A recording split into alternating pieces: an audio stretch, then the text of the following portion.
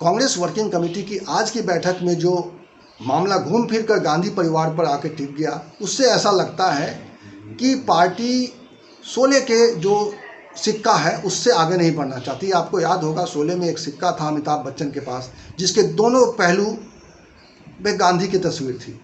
इधर भी गांधी, उधर भी गांधी। और शायद गांधी परिवार और कांग्रेस में यही स्थिति बन गई है कि कांग्रेस कभी भी गांधी के नेतृत्व से निकलना नहीं चाहती है। जब भी ऐसी बात आती है, जब भी ऐसा सवाल आता है, पार्टी के कुछ नेता बहुत मजबूती के साथ खड़े हो जाते हैं कि नहीं, गांधी परिवार ही नेतृत्व करेगा कांग्रेस का, और इसके बाद मामला आया गया हो जाता है।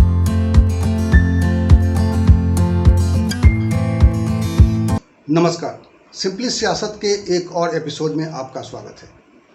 कांग्रेस की कलह किचकिच में बदल गई है। आज जब CWC की बैठक हो रही थी, ऑनलाइन बैठक थी ये, बैठक में सोनिया गांधी, राहुल गांधी, तमाम लोग थे, कांग्रेस वर्किंग कमेटी के तमाम मेंबर्स थे। और जब बैठक शुरू हुई तो सोनिया गांधी ने, जैसा चिट्ठी में डिमांड की गई थी, 23 नेताओं ने जो चिट्ठी लिखी थी सोनिया गांधी को कि पार्टी नेतृत्व में बदलाव की ज़रूरत है, अस्थाई अध्यक्ष चाहिए और अंतरिम अध्यक्ष से अब काम नहीं चलने वाला है, ये चिट्ठी का एक सार था। जिसके बाद ये बैठक शुरू हुई। काफ़ी तीखे तेवर थे सोनिया गांधी के और उन्होंने कहा कि अब मेरा विकल्प ढूंढना चाहिए, ऐसी जानकारी आ रही है अंदर से। और उसके बाद जो किचकिच शुरू हुई, राहुल गांधी की ओर से ये बात आई कि ये चिट्ठी ऐसे वक्त में लिखी गई है जब सोनिया गांधी बीमार हैं। और राहुल गांधी का दूसरा आरोप उससे भी गंभीर था। उन्होंने कहा कि यह भारतीय जनता पार्टी की साजिश है इसके पीछे, यानी कुछ नेता भारतीय जनता पार्टी की मदद करना चाहते हैं। ये सवाल आते ही मामला गंभीर हो गया, मामला कलह से किचकिच की तरफ बढ़ गया। उसके बाद कपिल सिब्बल ने एक ट्वीट किया, उस ट्वीट के बाद रणदीप सुरजेवाला ने फिर रीट्वीट किया, और उसके बाद फिर बताया जाता है कि राहुल गांधी ने खुद बात की कपिल सिब्बल से और फिर कपिल सिब्बल ने वो ट्वीट हटा लिया। तो इस तरह से घटनाक्रम आज चला और आखिरकार जो नतीजा आना चाहिए था, जो बात हो रही थी, जो सवाल उठाया गया था नेताओं के ज़रिए, 23 कांग्रेस के बड़े नेताओं ने जो सवाल उठाया था कि पार्टी में एक अस्थायी नेतृत्व की ज़रूरत है, चूँकि कई गंभीर चुनौतियां हैं पार्टी के सामने। उन चुनौतियों की चर्चा मैं करूंगा इस वीडियो में आगे, लेकिन ये समझना ज़रूरी है कि आज की बैठक में इस सवाल को टालकर कि पार्टी नेतृत्व में बदलाव की प्रक्रिया क्या होगी, पार्टी नेतृत्व क्या बदलाव चाहता है, क्या कांग्रेस वर्किंग कमेटी फाइनली इस बात पर मुहर लगाता है कि हाँ, पार्टी में एक अस्थायी अध्यक्ष की ज़रूरत है। और सोनिया गांधी का कार्यकाल चूँकि अंतरिम अध्यक्ष के तौर पे पिछले 9 अगस्त को ही ख़त्म हो गया है, तो क्या हमें एक अस्थायी अध्यक्ष को लाने का फैसला करना चाहिए, वह गांधी परिवार से अंदर से हो या फिर गांधी परिवार के बाहर के हो। सवाल ये दूसरा हो सकता था, क्या इस विषय पर चर्चा होने से पहले ही माहौल तीखा हो गया और इसकी वजह से इस बात पर, इस बिंदु पर चर्चा नहीं हो पाई। ये सवाल अभी साफ नहीं हुआ है, ये स्थिति अभी साफ नहीं हुई है कि कांग्रेस में नए नेतृत्व को लेकर वर्किंग कमेटी क्या चाहता है।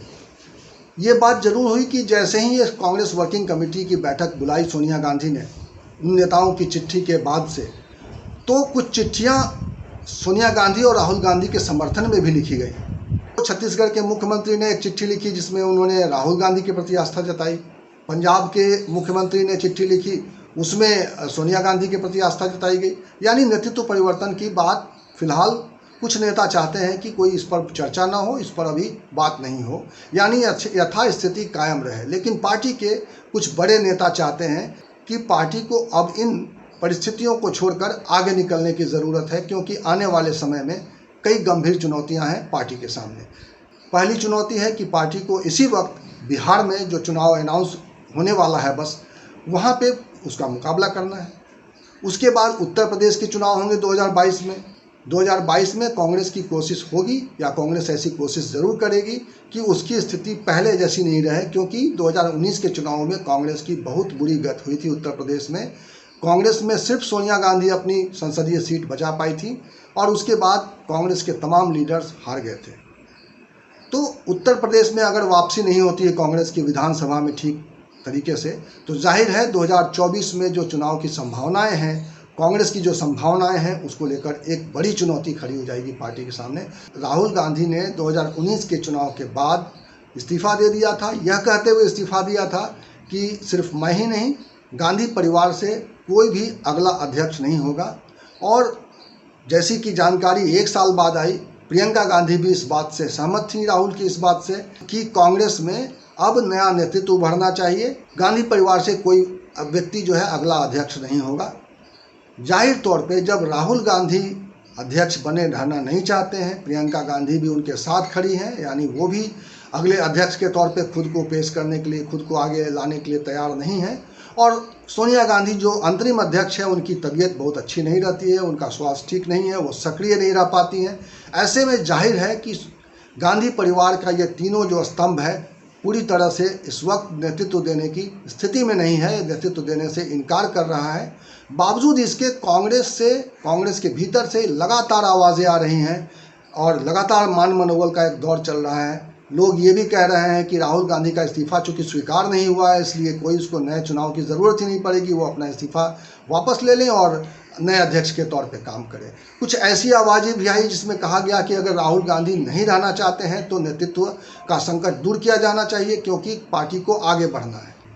सोनिया गांधी पिछले 20 साल से पार्टी का नेतृत्व कर रही थी, 1 साल और उन्होंने अंतरिम अध्यक्ष के तौर पर नेतृत्व किया। बावजूद इसके पार्टी में किसी नेतृत्व का नहीं उभरना, पार्टी में आज जब चर्चा होती है कि कौन व्यक्ति लीड कर सकता है कांग्रेस को, तो आपका ध्यान इधर उधर भटकने लगता है, आपको लोग नहीं मिलते हैं। जबकि स्थिति ये है कि 135 साल पुरानी पार्टी में मात्र 38 साल गांधी परिवार के लोगों ने नेतृत्व दिया है।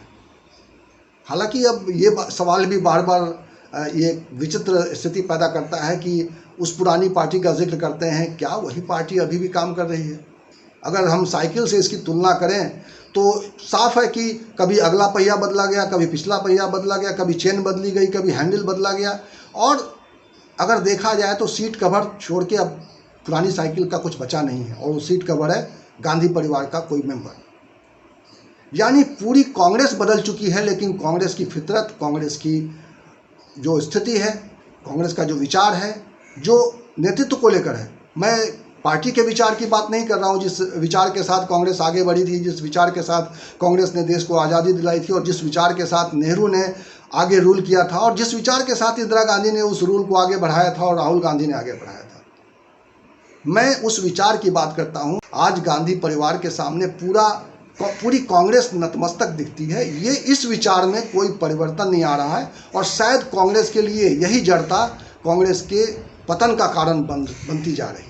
जब तक कांग्रेस का सांगठनिक ढांचा भारतीय जनता पार्टी के सांगठनिक ढांचे के मुकाबला करने के लिए तैयार नहीं होगा, भारतीय जनता पार्टी के सांगठनिक ढांचे का मुकाबला करने के लिए तैयार नहीं होगा, जो पार्टी लगातार पिछले चुनावों में उसको मात देती आ रही है, उस पार्टी के बराबर का कैडर नहीं खड़ा करेगी कांग्रेस, तब तक कांग्रेस भारतीय जनता पार्टी के विकल्प नहीं बन पाएगी। तब तक कांग्रेस मजबूती के साथ विपक्ष के तौर पे भी भारतीय जनता पार्टी का मुकाबला नहीं कर पाएगी, क्योंकि अभी तो आगे 4 साल तक मोदी को शासन करना है, और इस 4 सालों के दौरान कांग्रेस के सामने सबसे बड़ी चुनौती है कि वह एक मजबूत विपक्ष के तौर पे जनता के बीच में उसकी स्थिति बने, उसकी मर्यादा बने, उसकी शान बने।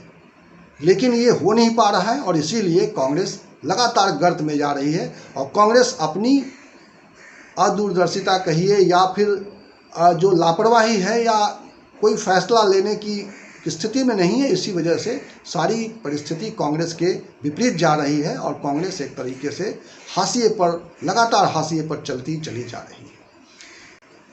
इस पूरी चर्चा में मैं एक बात और जोड़ना चाहूँगा कि कांग्रेस में लोग बाहर के नेतृत्व को स्वीकार करने के लिए क्यों नहीं तैयार होते हैं, जबकि कांग्रेस में बाहर का नेतृत्व भी रहा है।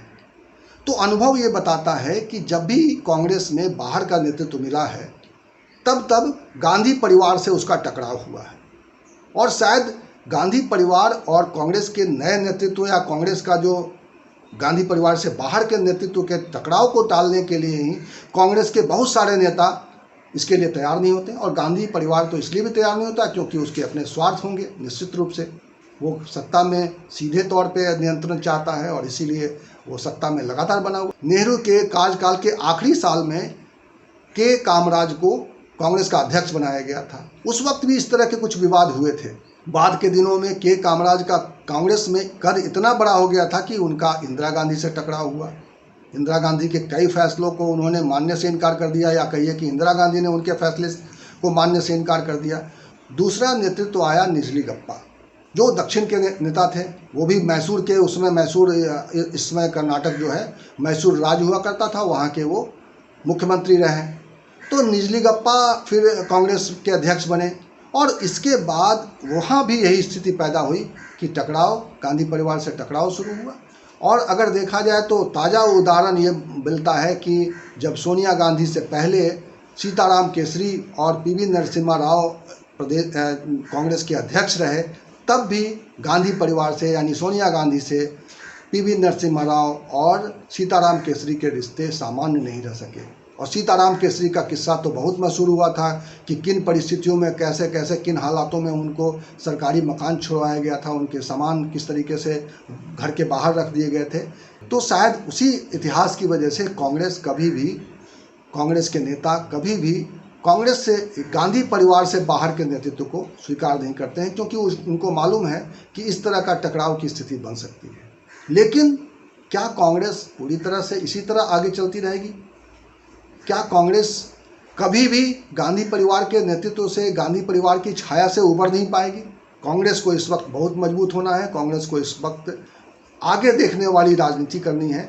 अदरवाइज कांग्रेस के लिए आगे भविष्य की संभावनाएं इसी तरह से ख़त्म होती चली जाएंगी और कांग्रेस का आधार, जनाधार सिकुड़ता चला जाएगा। इस वक्त तो कम से कम ये स्थिति है कि कांग्रेस पूरे देश में विपक्षी पार्टी के तौर पे कांग्रेस की मान्यता बनी हुई है। सीटें कम हो गई हैं, हालांकि अगर देखा जाए तो 14 के मुकाबले 19 में सीटें थोड़ी बढ़ गई हैं, बावजूद इसके कांग्रेस के सामने अभी बड़ी चुनौती है। और अगर इन चुनौतियों का सामना करना है तो कांग्रेस को खुले दिमाग से, खुले दिल से, खुले मन से नए विकल्प पर विचार करना पड़ेगा और सभी नेताओं को एकजुट होकर कांग्रेस के आगे बढ़ाने के लिए सोचना पड़ेगा। और सिर्फ गांधी परिवार को बचाने का सवाल नहीं है, कांग्रेस को बचाने का सवाल है। अगर कांग्रेस नहीं बचेगी तो गांधी परिवार भी नहीं बच पाएगा। और मैं सिंपली सियासत के मंच से कहता हूं कि ये भारत के लिए भी एक बहुत चिंता का विषय है कि भारत की एक विपक्षी पार्टी इस तरह के आंतरिक कलह, इस तरह के अंदरूनी कलह से जूझ रही है, जिसको इस वक्त भारत में सत्ताधारी पार्टी के सामने चुनौती बनकर, उनकी मनमानी को रोकने के लिए एक कड़ी चुनौती बनकर खड़े रहने की ज़रूरत है। और इस वीडियो में फ़िलहाल इतना ही।